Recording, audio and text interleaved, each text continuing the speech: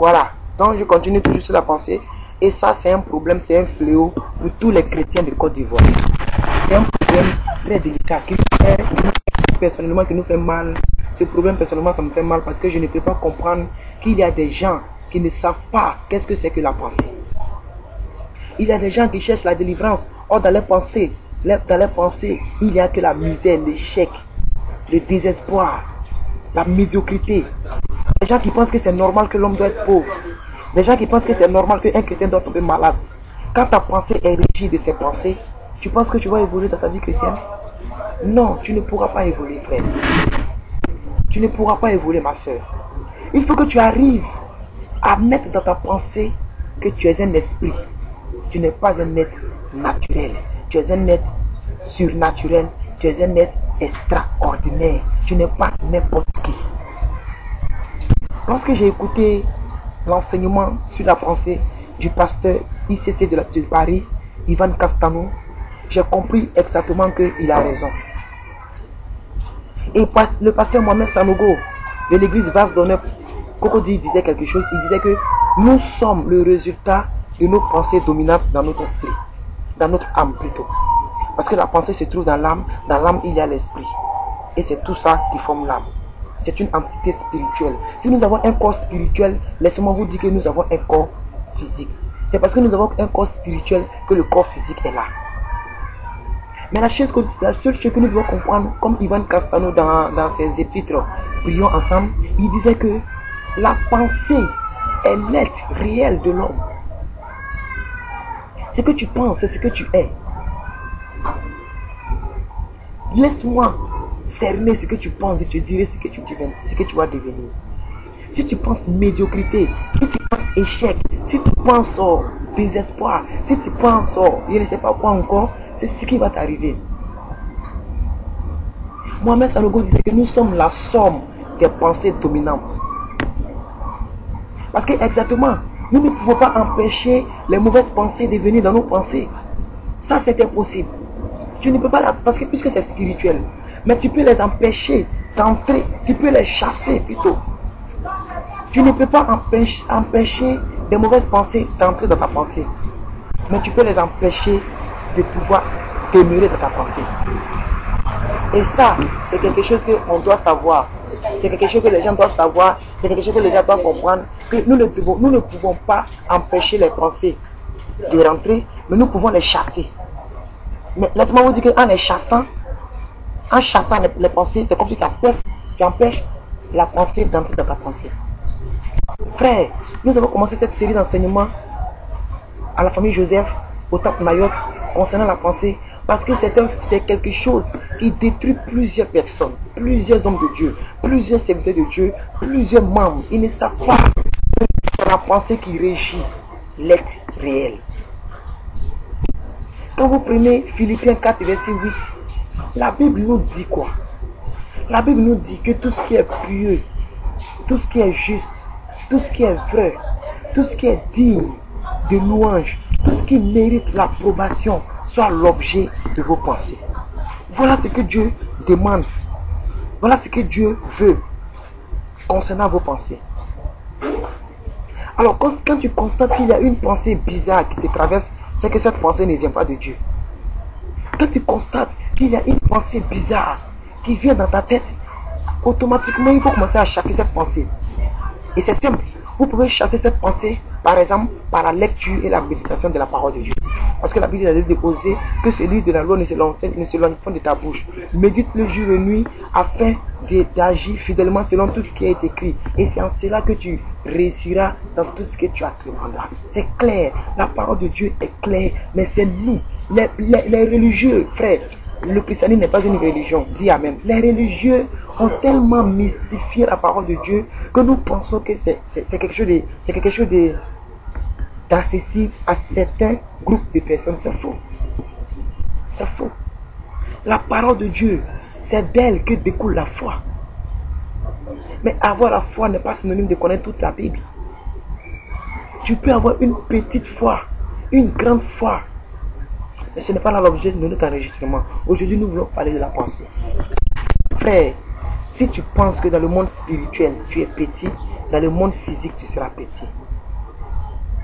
Si tu penses que tu n'es rien, et si c'est ce qui domine ta pensée, laisse-moi te dire que tu ne seras rien, c'est clair. Si tu penses que ta vie n'est rien, mais ta vie ne sera rien. Parce que tu es ce que tu penses. C'est une vérité absolue. C'est quelque chose que peut-être plusieurs personnes n'arrivent pas à faire attention. Plusieurs personnes n'arrivent pas à penser à cela. Plusieurs personnes pensent que c'est une chose comme ça. Mais c'est la vérité. C'est ce que tu penses. C'est ce que tu deviens. Quand un politicien est déterminé, il dit je vais gagner ces élections. Il va les gagner. Pourquoi les dictateurs vivent longtemps? On dit mais comment, pourquoi ils vivent longtemps? Mais le dictateur il dit que moi, c'est moi seul. À part moi, il n'y a personne, c'est moi seul. Il se dit qu'après lui, il n'y a personne. Ce qu'il dit, c'est irrévocable. Il se dit que ce qu'il dit, personne ne doit aller contre ça. C'est sa pensée à lui. C'est sa pensée, c'est la pensée qui produit la foi. C'est sa pensée à lui. Et quand sa pensée est affermie, est solide, est musclée, rien ne peut l'ébranler. Rien ne peut lui empêcher de penser ce qu'il veut penser. Frère, est-ce que tu penses que tu es surnaturel? Est-ce que tu penses que tu ne tombes pas malade? Est-ce que tu le penses? Un temps soit peu. Frère, c'est un témoignage que je veux te rendre. Depuis 2013 a commencé, je dis je ne tombe plus malade. J'ai dit ça suffit, c'est terminé. J'ai dit c'est fini. Et quand j'ai pris l'appellation plus que vainqueur, j'ai dit c'est terminé, je ne tombe plus malade. C'est ma foi en moi. Même si on dit que ce que la Bible dit dans 1 Pierre 2 verset 24 est une autre pensée de Dieu, moi je la prends et je la mène selon ma pensée. J'ai dit moi je ne tombe plus malade. C'est fini. La Bible dit dans 1 Pierre 2 verset 24, il dit sur le bois, Jésus est mort. Il est mort pour nos péchés. Il est mort parce que par ses maîtrisures, nous sommes guéris. Il dit par ses maîtrisures, nous sommes guéris. Frère, je refuse de tomber malade. Je refuse de tomber malade. Et c'est ma pensée à moi. C'est ma doctrine à moi. C'est ce que je pense. C'est ce que je désire. C'est ce que je mûris dans ma pensée. C'est ce qui domine ma pensée. Et nous sommes dans le 7e mois. Aujourd'hui, le 30 juillet. Donc nous sommes dans le 8e mois, je le dirai. Mais je ne suis pas encore tombé malade. Et quand nous disons que nous ne tombons pas malades, c'est non parce que la maladie ne vient pas. La maladie vient, mais elle ne peut pas rester. Quand le mal vient, je suis déterminé. Je dis par ses maîtrises, je suis sauvé. Alors je ne tombe pas malade. Et je suis sûr de ce que je dis. Et quand je le dis, je le vois s'accomplir. La Bible dit, si tu pries et que tu ne doutes point dans ton cœur, que si tu pries, que ce que tu dis va arriver, tu le verras s'accomplir. Et elle s'accomplira certainement. Je vous le dis, quand la maladie vient, je dis non. Quand elle vient, je dis tu échoues. Quand elle vient, je dis non, c'est impossible. Je ne peux pas comprendre du Saint-Esprit. Sanctuaire. Je suis un lieu où l'esprit demeure. Et dans ce lieu-là, la maladie qui ne vient pas pour me faire du bien, mais qui vient pour me faire du mal. Parce que je ne peux pas comprendre que quelque chose qui te met mal à l'aise, tu vas dire que c'est Dieu qui te dit par la maladie. C'est une foutaise. C'est comme si on se moque maintenant de la parole de Dieu. Je ne peux jamais accepter cette parole. Je n'accepte jamais cette vérité. Parce que les gens prennent un verset quelque part où l'apôtre Paul a dit, nous sommes tous confrontés à la même souffrance. Nous sommes tous confrontés, nous sommes tous exposés aux mêmes souffrances. Mais il a dit dans un contexte bien précis, avant de prendre un verset pour en découler une doctrine, il faut avoir plusieurs versets qui vont ensemble. Tu ne peux pas prendre un seul verset et tu vas faire de cela une doctrine. Je suis désolé, je suis désolé. Quand l'apôtre Paul nous disait que nous sommes tous exposés aux mêmes souffrances, il voulait tout simplement nous dire que Jésus lui-même, qui était celui dont les mains étaient impures, qui n'avait jamais commis d'iniquité, s'il a été tenté dans son jeûne de 40 jours, à plus forte raison nous sommes tous exposés aux mêmes souffrances. Si lui, l'apôtre Paul, qui faisait tant de miracles, s'il a été décapité, nous sommes tous exposés aux mêmes souffrances. S'il est en prison, qu'il écrivait aux Romains, aux Corinthes, quand vous regardez le Nouveau Testament, c'est l'apôtre Paul qui a écrit plus de livres. Plus de 3/4 des livres du Nouveau Testament a été écrit par l'apôtre Paul. Et mon pasteur Benjamin Nyanya, le docteur de la parole, me disait, il a écrit lui seul 13 épîtres. L'apôtre Paul dit, nous sommes tous exposés aux mêmes souffrances. Ça ne veut pas dire qu'on doit tomber malade. Moi, je ne tombe plus malade. La Bible dit sur la croix, Jésus a tout payé. Quand on dit tout, c'est que c'est tout. Quand la Bible me dit que tout est accompli, c'est tout. Je ne tombe plus malade, je ne suis plus misérable. 1 Thessaloniciens 5 verset 17, soyez toujours joyeux, alors je ne suis jamais malheureux. C'est fini, je ne tombe plus malade, je ne suis pas malheureux. Quand tu as toutes ces pensées à toi, tu n'es que plus que vainqueur. Mais nous connaissons la parole de Dieu. Mais c'est de la mettre en pratique qui est un problème. Sinon, tu connais. Tu connais. Parce que ta pensée n'est pas boostée. Ta pensée n'est pas accrochée à la parole. Sinon, tu connais. Même le seul verset standard que tout le monde connaît. Jean 3,16. Car Dieu t'a tant aimé le monde qu'il a donné son Fils, avec qui croit dans une personne et qui est la vie éternelle. Ce verset que tout le monde récite. Mais les gens ne comprennent pas ce qu'il y a dedans. Qui est la vie éternelle, qui ne périsse pas. Qui ne périsse pas. La maladie fait périr. Et laisse-moi vous dire, Ivan Cassano disait que si tu es malade, que tu ne te soignes pas, quelle est la fin? C'est la mort. Or, la Bible me dit que la mort, c'est le résultat du péché. Alors, c'est lui qui est né de nouveau, qui est une nouvelle création, qui est un autre type d'homme, un autre type d'homme, un autre genre d'homme, une personne qui n'avait jamais existé, une personne qui, lorsqu'il est en Christ, il est une nouvelle création, une nouvelle créature. Les choses anciennes sont passées, toutes les choses sont devenues nouvelles. Ce type de personne peut encore tomber malade. Il dit, je ne tomberai plus jamais malade. Quel que soit ton titre archibishop, tu ne peux pas me convaincre. C'est terminé. Je ne tombe plus malade. Et même si je devais tomber malade, ma foi amènera à l'existence ce qui n'existait pas en moi. Même si mon corps mortel est accessible à tous les virus du monde, mais mon corps immortel qui est ma pensée restera toujours ferme. Je m'accrocherai à ça. Et même si je dois mourir avec cette pensée, je ne plus jamais tomber malade. Je préfère mourir. Je préfère quitter la terre. Je préfère mourir. Même si c'est une ignorance. Je préfère rester dans cette ignorance que de laisser ma pensée accepter le fait de tomber malade, le fait d'être pauvre. Parce que la Bible a dit quelque part, il sera difficile à quelques riches d'entrer dans le royaume des cieux. Alors ils pensent que c'est tous les riches qui iront en enfer. C'est faux. Nous avons le pasteur Philomé, il est multimilliardaire. Nous connaissons le pasteur Ivan Castano, il est multimilliardaire. On connaît le pasteur du Nigeria, comment il s'appelle? Le pasteur, j'ai oublié son nom, le pasteur du Nigeria, on le connaît. Il a la plus grande église au monde. Mais il est le plus riche. Il est riche. Mais ça ne prouve pas qu'il va dans l'enfer. Frère, la Bible dit tout ce qui est vrai, tout ce qui est pur, juste, digne de louange, tout ce qui mérite l'approbation. Philippiens 4, verset 8. Que ces choses soient l'objet de vos pensées. Alors je sais que lorsque je ne tombe pas malade, c'est pour la gloire de Dieu.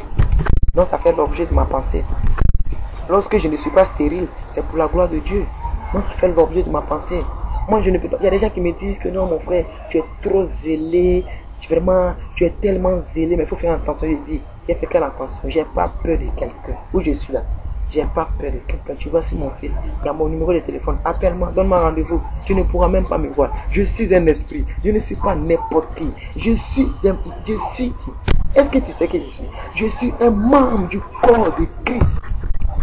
Je fais partie de ses os, de sa chair et de sa peau. Il est le cep, je suis le serpent. Je suis rattaché à lui. C'est un problème de race, c'est une affaire de race.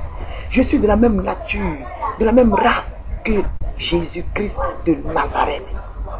La Bible dit, c'est lui-là même qui a ressuscité Christ d'entre les morts. Il donnera la vie à votre corps mortel. Je refuse cette théorie humaine qui me fera croire que je tomberai malade. Je refuse cela.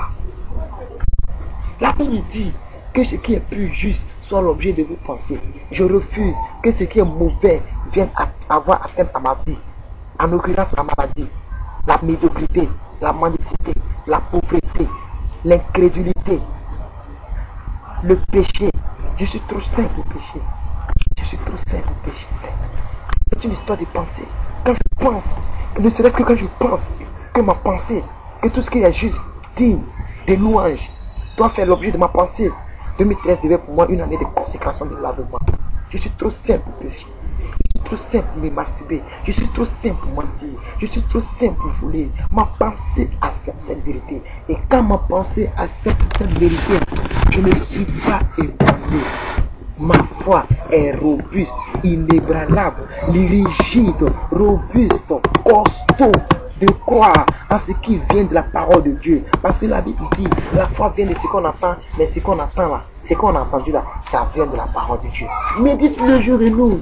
Médite ce livre de la loi, ce livre, médite-le jour et nuit, afin d'agir fidèlement selon tout ce qui est écrit. Et c'est en cela que tu prospéreras dans tout ce que tu entreprendras. frère, c'est clair, la parole de Dieu est claire. Qu'est-ce qui domine ta pensée? Est-ce que tu acceptes que c'est lui qui a ressuscité Jésus-Christ d'entre les morts, qu'on appelle le Saint-Esprit? Il donnera non seulement la vie à vos corps mortels, mais il sera avec vous jusqu'à la fin du monde. Il dit, je m'en vais au Père, mais je ne vous laisserai pas au filet. Il dit, je ne vous laisserai pas au filet. Je vous enverrai l'Esprit libérateur, consolateur. Je suis consolé de l'amertume, je suis consolé de la masturbation, je suis consolé de la médiocrité, je suis consolé de la masturbation, mais je suis libéré des mauvaises pensées. Je suis libéré des mauvaises pensées au nom de Jésus. Et toutes les pensées mauvaises quittent ma pensée. Parce que ce corps que vous voyez n'est pas un corps de cohabitation, n'est pas un lieu de cohabitation. De la même manière que lorsque dans une chambre tu allumes l'ampoule et c'est la lumière qui triomphe, de la même manière que les bonnes pensées triomphent de mes pensées. Les pensées dominantes sont les pensées qui viennent de Dieu. Les pensées dominantes sont les pensées qui viennent de la parole de Dieu. Les pensées dominantes sont les pensées que Dieu a voulu que ces pensées soient, selon Philippiens 4, verset 8. Donc je triomphe du monde. Je triomphe du monde. Je triomphe de la colère. Moi qui étais coléré avant, je triomphe de la colère. Moi qui mendiais, je triomphe de la mendicité. Je dis jamais, même si une mère pourra abandonner ses enfants, Christ m'accompagne. Il dit, moi l'Éternel, je ne vous laisserai jamais abandonner. Je ne vous abandonnerai jamais. Il dit, je ne vous abandonnerai jamais. Il dit, ne savez-vous pas que même les oiseaux qui ne moissonnent, ils ne sèment. Oh! Ils arrivent à manger à plus forte raison. Vous, en qui j'ai donné l'intelligence, la sagesse, le discernement, 10 doigts, 10 orteils, réfléchis à pouvoir faire, quel que soit le pays, je prospérerai. Quel que soit l'endroit où tu me mettras, je prospérerai. Parce que je ne suis pas naturel, je suis surnaturel. Je ne suis pas ordinaire, je suis extraordinaire. Et ma pensée n'est pas limitée. Ma pensée est infiniment illimitée. Je suis un homme frère. Je suis un homme responsable de ces actes. Et mes actes que je pose, ce ne sont que des bons actes. C'est ce que je dis. Donc, lorsque les gens n'arrivent pas à comprendre ça, lorsque les gens pensent que nous sommes appelés à faire toutes les choses, nous sommes appelés à pouvoir avoir des pensées médiocres, nous sommes appelés à pouvoir être des gens des gens ordinaires, des gens qui n'ont rien à faire, des gens qui, lorsqu'il y a une petite maladie, ces personnes cèdent. Lorsqu'ils voient un moustique, au nom de Jésus, tu es vaincu, au nom de Jésus. Lorsqu'ils voient un cafard, au nom de Jésus, ils voient un sorcier partout. Tu ne sais pas que tu es plus qu'un sorcier, c'est parce que tu n'es pas au courant de ça. Tu n'en es pas conscient. Tu n'es pas conscient que tu es plus qu'un sorcier. Mais un sorcier, ce n'est que simplement un agent de Satan. Oh, toi, tu es plus que Satan. Tu n'es plus, frère, tu n'es plus d'une nature adamique. Non, non, non, non, non. La nature adamique est la nature qui est en bas. Écoutez, dans la hiérarchie spirituelle, il y a d'abord la nature de Dieu, après il y a la nature de Satan, et puis la nature adamique. Frère, donc quand tu ne connais pas Dieu, quand tu n'as pas Christ en toi, quand tu n'es pas en Christ pour être une nouvelle création, selon 2 Corinthiens 5, 17, alors c'est la nature adamique qui te domine. C'est la nature adamique qui domine. Et quand la nature adamique domine, laisse-moi te dire que le diable, Satan, a le pouvoir sur toi. Satan, à sa main, il est capable de faire de toi ce qu'il veut. Tu appartiens entièrement à Satan. C'est pour ça que maintenant, j'attire votre conscience à prendre conscience. J'attire votre pensée à adopter des bonnes pensées. Frère, persévérez dans la foi. Car la Bible dit, celui qui persévérera jusqu'à la fin sera sauvé. Aujourd'hui, on peut te décourager. Aujourd'hui, ils vont dire que non, non, non. Mais qu'est-ce qu'il perd son temps? Ils vont dire que non, mais on va voir tout ce qu'il va voir. Parce que la Bible dit que le monde attend avec un ardent désir, la révélation, la manifestation des enfants de Dieu. Alors même si ça fait 5 ans, 10 ans, qu'ils ne voient pas, frère, persévère. Parce que la Bible dit que celui qui persévérera jusqu'à la fin des temps sera sauvé. Alors, adoptez cette pensée, adoptez cela. Vous n'êtes pas n'importe qui. Vous n'êtes pas n'importe qui. Vous faites partie des membres de Dieu. Vous faites partie du corps de Christ. Vous faites partie des pieds de Christ. Est-ce que tu sais que quand tu bouges, c'est Dieu qui bouge? Quand tu marches, C'est Christ qui marche. Quand tu parles, Christ parle au travers de toi. Est-ce que tu sais que tu es l'adresse de Dieu sur la terre? Est-ce que tu en es conscient que tu es un ambassadeur de Dieu? Frère, il y a deux personnes qu'on appelle son excellence. C'est une révélation que je te donne. Il y a deux personnes qu'on appelle Monsieur son excellence dans ce monde où nous vivons. Et il y a le président de la République comme Alassane Dramane Ouattara de la Côte d'Ivoire, comme François de Paris, ou même comme Barack Obama des États-Unis, etc. Qu'on appelle Monsieur son excellence, SEM. Et il y a l'ambassadeur qui représente un pays dans un autre pays qu'on appelle Monsieur son excellence. Frère, dans ce monde, nous sommes Monsieur son excellence. Nous sommes plus que vainqueurs. Pourquoi j'ai dit plus que vainqueurs? Parce que selon Romains 8, verset 37, la Bible dit qu'au-delà de toutes choses, nous sommes plus que vainqueurs. Pourquoi? Parce que moi j'ai réfléchi pour me donner cette appellation. J'ai réfléchi. J'ai dit, mais si Christ est mort, qu'il a vaincu la mort, alors moi, je n'ai plus à vaincre la mort, parce que quelqu'un a déjà vaincu la mort à ma place. Moi, je suis plus que celui qui vainc la mort. La Bible dit que si vous croyez, si vous avez la foi, parlez aux montagnes. Parlez-lui, il vous obéira. Parle-lui, il t'obéira. Nous sommes plus que vainqueurs. Nous ne sommes pas n'importe qui. Nous sommes des personnes en qui Dieu a mis sa force. Et lorsque tu ne sais pas ça, c'est pour ça que j'ai dit, à chaque fois que les gens m'appellent, je reçois des mails, je reçois des appels. Ah, vainqueur, voilà, j'ai un problème. Vainqueur, j'ai dit, toi-même, parle à ta situation. Parce que quand nous lisons la Bible comme un journal. Nous lisons la Bible comme un roman, comme un texte argumentatif, comme si on était en train de faire un résumé de texte. On n'est pas conscient que la Bible se lit entre les lignes. On n'est pas conscient que lorsqu'on lit la Bible, il faut faire attention au contexte dans lequel est employé le passage que nous lisons. Moi j'ai réfléchi, j'ai dit, mais pourquoi Christ a dit à ses disciples, lorsqu'il a maudit le figuier, et le lendemain le figuier est devenu sec, et Pierre, oh Pierre que j'aime tant, Pierre a dit, mais regarde le figuier que tu as maudit, il est devenu sec. Mais Christ connaissait le cœur, les pensées des disciples, il savait que cela même. Il se disait, mais pourquoi c'est lui seul qui faisait les miracles? Pourquoi c'est Christ seul qui faisait les miracles? Alors il a regardé ces gens-là et il a dit, si vous avez la foi, vous pouvez dire à cette montagne, déplace-toi et jette-toi dans la mer, et cette montagne va vous obéir. Parce que Christ avait compris que Pierre disait cela, parce que lui-même il n'arrivait pas à produire les mêmes effets, les mêmes miracles que Christ faisait. Et j'ai réfléchi encore, j'ai dit, mais pourquoi Christ a dit, il est avantageux pour vous que je m'en aille, pour que je revienne encore à vous. Il dit, je m'en irai, mais je reviendrai à vous, parce qu'il est avantageux pour vous que je m'en aille. Donc j'ai réfléchi, et j'ai compris qu'exactement, que c'est nous qui devons parler à notre situation.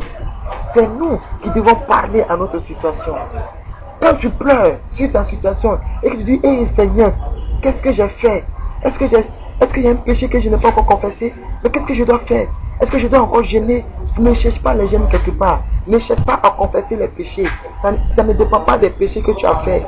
Si tu es sûr que tu es né de nouveau, tu n'as plus de péché à confesser. Si tu es sûr que ta relation avec Dieu est rétablie, tu n'as plus de soucis à te faire. Laisse-moi te dire que tout ce que tu avais fait, tu es né de nouveau. Et quand tu es né de nouveau, quelque part, la Bible dit qu'il y avait quelqu'un qui ne comprenait pas cela. Nicodème, le roi d'Israël, le docteur d'Israël, il disait à Jésus, mais comment nous devons naître de nouveau? Est-ce que nous devons rentrer encore dans le ventre de notre mère?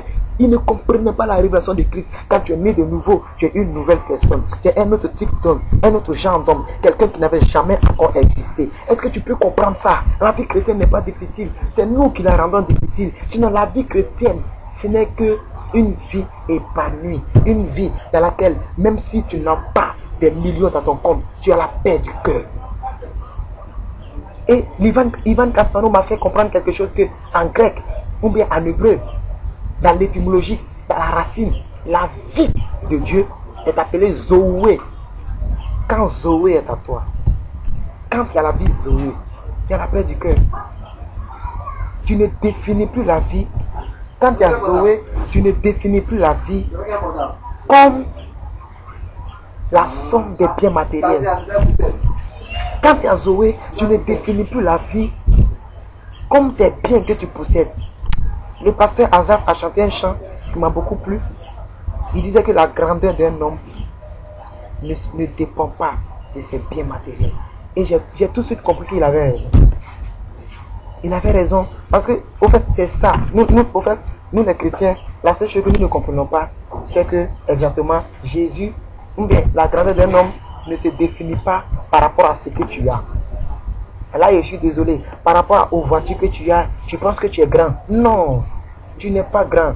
Tu n'es qu'un pauvre misérable qui est en train de jouir d'une bénédiction temporaire et qui va pleurer immortellement ou bien éternellement dans un feu ardent.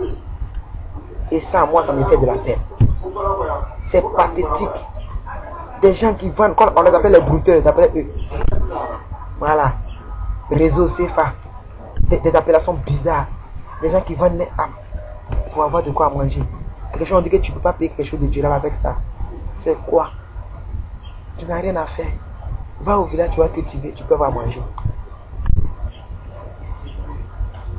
La vie ne se délimite pas, mais ne se limite pas, ne se juge pas, ne se voit pas, ne se conçoit pas, ne s'accepte pas par rapport aux biens matériels que tu as, par rapport aux multimilliards que tu as dans ton compte. Je suis désolé, c'est pourquoi moi où je suis, je ne peux pas aimer quelqu'un, je ne peux pas suivre quelqu'un parce qu'il a des biens, je ne peux pas adopter quelqu'un, je ne peux pas être comme un chien, comme, je ne sais pas comment je vais dire ça, comme quelqu'un qui fait pitié derrière quelqu'un parce qu'il a l'argent. L'argent qu'il va laisser pour mourir de même. Frère, si l'argent pouvait ressusciter l'homme, Michael Jackson, le roi de la pop, n'allait pas mourir. Si l'argent pouvait ressusciter l'homme, ou faites Félix, ou faites Boigny, n'allait pas mourir. L'argent n'est qu'un complément, une petite aide. Une petite aide. Les biens matériels viennent seulement pour combler un tout petit vide. Ça représente seulement 2% de la vie, selon Dieu. La vie, c'est au-delà c'est au-delà de tout ce qu'on mange. C'est au-delà de tout ce qu'on a. C'est au-delà de tout ce qu'on voit. Et ça, tant qu'on ne comprend pas ça, on ne peut pas évoluer. Tant que tu ne comprends pas que la vie ne se limite pas à ce que tu possèdes aujourd'hui, mais la vie ne se limite pas à ce que tu as aujourd'hui, mais la vie ne se limite pas à ce que ton papa, ce que ton oncle a aujourd'hui, que la vie ne se limite pas à ça. Tant que tu ne comprendras pas cela, tu seras toujours limité, tu seras toujours déprimé, comprimé, supprimé dans tout ce que tu fais. Et c'est ce que les gens ne comprennent pas, c'est ce que plusieurs personnes doivent savoir. Et moi, mon problème, c'est de vous faire savoir cela. Mon problème, c'est de faire comprendre à tout le monde que tant que tu n'arrives pas à accepter cette vérité, tant que tu n'arrives pas à comprendre que ce que tu penses, c'est ce que tu es, tu resteras toujours médiocre. Tu resteras toujours médiocre, frère. Jeune fille, tu te vendras, tu vas te vendre, et pour toujours, tu vas mourir à cause des miettes, tu vas les pourrir en enfer. Tant que tu ne comprends pas que ce que tu penses, c'est ce que tu seras, et que tu ne t'exerces pas à l'hospitalité, tu ne t'exerces pas à mettre de bonnes pensées dans ta pensée. Tant que tu ne comprendras pas cela, frère, sœur, tu seras toujours comprimé, déprimé, supprimé, médiocre, PPP, comme le docteur Pasteur Karamberi du Burkina Faso qui m'a fait avec cette appellation PPP, pauvre petit pécheur. Tu seras toujours un pauvre petit pécheur. Tu vas toujours prier avec la foi en Dieu. Au lieu d'avoir la foi de Dieu, tu vas avoir la foi en Dieu. Seigneur, j'espère en toi. Oh Seigneur, Seigneur, dis un mot dans ma vie. Tout pouvoir t'a été donné. Quel a fait? Il a dit un mot comment? Il a dit tout le mot. Il a dit déjà un mot. Il dit tout est accompli. C'est déjà un mot. C'est plus qu'un mot même. Ce que tu voulais attendre, le Seigneur a déjà dit. Il a déjà dit. Le reste là, dépend de toi. Qu'est-ce que tu veux qu'il dise encore? Il dit si tu as la foi, tu feras des choses que j'ai faites, mais tu en feras encore plus grandes. Qu'est-ce que tu veux qu'il dise? Il dit si tu as la foi, parle les montagnes. Qu'est-ce que tu veux qu'il dise? Tu veux qu'il descende pour prier pour ton projet? Tu veux qu'il descende pour prier pour ta vie? Tu veux qu'il descende pour te montrer comment on met une de la bouche? Tu veux qu'il t'a déjà tout montré? Tout est dans la Bible. Tu veux comprendre la pensée de Dieu? Tu veux comprendre la position de Dieu pour ta vie? Tu veux comprendre ce que Dieu pense de ce que c'est que la vie? Tu veux comprendre ce que Dieu pense de ce que c'est que toi? Va dans la Bible. La Bible dit que Dieu a travaillé 7 jours, il s'est reposé le 7e jour. Laissez-le se reposer. Malgré qu'il s'est reposé le 7e jour, il est revenu encore. par le biais de Jésus-Christ pour encore sauver l'humanité. Et c'est là, ça ne vous interpelle pas qu'il est déjà fatigué. Il ne va plus revenir encore. Il ne va plus revenir encore. Il ne pourra plus revenir encore. Et ça doit remplir, je ne sais pas, ton subconscient, mais je ne sais pas comment on appelle ça, qui peut m'aider même. Ça doit remplir votre pensée. Il ne reviendra plus pour parler à ta maladie. C'est pourquoi tu vas mettre ta tête, pourquoi on te pose la tête. Des gens vont mettre crachat, ils vont mettre vent dans tes oreilles. Moi je suis des gens qui prient comme ça là. Si moi tu vas souffler dans mon visage, je quitte devant toi. Je ne suis pas là pour ces conneries. La parole est plus qu'un vent. La parole. La Bible dit toute chose qui existe n'a existé sans la parole. Si tu veux prier pour moi, tu peux m'imposer les mains. Mais tu ne peux pas faire des choses bizarres que moi je ne vois pas encore dans la Bible. Parce que moi dans ma pensée, on me dit que si j'ai la foi, je parle à la maladie et la maladie part. Le seul problème avec les chrétiens, lorsqu'on leur dit qu'un chrétien ne tombe pas malade et qu'eux ici ils tombent malades, ils pensent que la parole a changé. Non, la parole a changé. Quand on a dit que tu ne tombes pas malade, on n'a pas dit la maladie ne viendra pas. C'est ça. La Bible dit que le juste vivra par la foi. Mais la Bible enseigne aussi que le juste tombera. Mais l'Éternel en délivre toujours. Il faut lire la Bible et prendre les versets pour les coller, pour tirer une conclusion. Il ne faut pas prendre une seule partie pour t'asseoir dessus, pour te morfondre, pour demander de l'aide, pour mendier, pour dire que c'est la volonté de Dieu. Quelque chose t'arrive, c'est la volonté de Dieu. Tout ce que Dieu fait est bon. Tout ce que Dieu fait dans la carrière est bon. Tu vas rester là, tu vas mourir, tu vas aller en enfer avec ta médiocrité. Changez vos pensées. Changez ta. La Bible dit que soyez transformés, soyez renouvelés, mais soyez transformés par le renouvellement de votre intelligence. Moi, je pense que c'est de la pensée dont il parle ici. L'apôtre Paul. Soyez transformés, renouvelez votre intellect. Cogitez un peu. Réfléchissez un peu. On n'est pas là pour vous parler mal. On est là pour vous conscientiser, pour vous motiver à une vie de force, à une vie de puissance, à une vie de maturité spirituelle, à une vie de consécration, à une vie puissante, une vie grande, une vie zoé, alléluia, qui coule à l'intérieur de toi, avec une foi grande, en même temps ferme, grande, inébranlable, rigide, robuste, une foi qui ne voit pas encore la chose accomplie, mais qui croit en cela. Parce que la Bible a dit quelque part que heureux c'est celui qui croit en Dieu. Une telle foi, lorsqu'elle est dans ton cœur, elle est marquée en toi, à l'intérieur de toi, dans ton homme intérieur, et elle est marquée au feu rouge, à l'intérieur de toi. Tu ne seras jamais inébranlé, tu ne seras jamais détruit, tu ne seras jamais dans la confusion. Tu triompheras du monde. Lorsque tu as échoué, tu dis non, l'échec d'aujourd'hui prépare la réussite de tes mains. Je refuse de tomber, je refuse de parler mal de mon Dieu. Je ne parlerai jamais mal de mon Dieu. Lorsqu'il y a une tentation, tu dis non, devant Dieu, non, je refuse de le faire. Devant l'Éternel, je ne peux pas le faire. Est-ce que vous ne connaissez pas l'histoire de Joseph? Vous les membres de famille Joseph, vous ne connaissez pas l'histoire de Joseph? La Bible dit que Joseph a dit non, devant Dieu, je ne peux pas faire ça. Je refuse. Je refuse. Je refuse. Je refuse de souiller mon corps. Parce que mon corps est le temple du Saint-Esprit. Je refuse. Allô? Ah oui, Pierre, bonjour. Non, c'est ma petite soeur. On dit quoi? Hein? Quoi ça? Quoi ça? Yeah, il n'y a pas de mon cousin, mon grand frère a pris un. Tu as dit que tu voulais prendre un truc, non?